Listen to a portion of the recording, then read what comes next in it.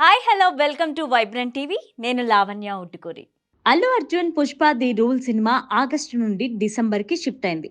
August 15న రావాల్సిన ఈ చిత్రం డిసెంబర్ 6కి వెళ్ళింది. సుకుమార్ ఈ సినిమా చెక్కుతూ ఉండడం, ఇంకా షూటింగ్ బ్యాలెన్స్ ఉండడం, ప్యాచ్ వర్క్స్ అలానే ఉండిపోవడంతో ఆగస్టుకి సినిమా రావడం సాధ్యం కాదని అర్థమైనట్టుగా ఉంది.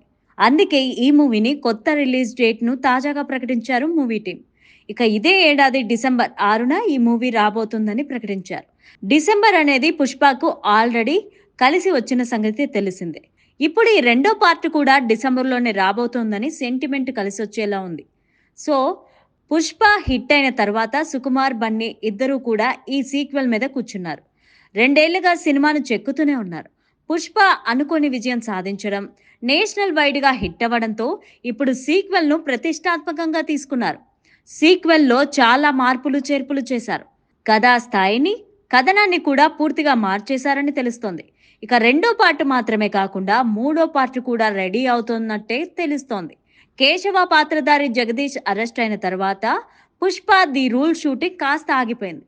అది మినహా ఎప్పుడూ కూడా ఏ రకంగానూ పుష్పకు అంతరాయం ఏర్పడలేదు. ఇక పుష్ప 2 నత్తనడకన సాగుతూ వచ్చింది.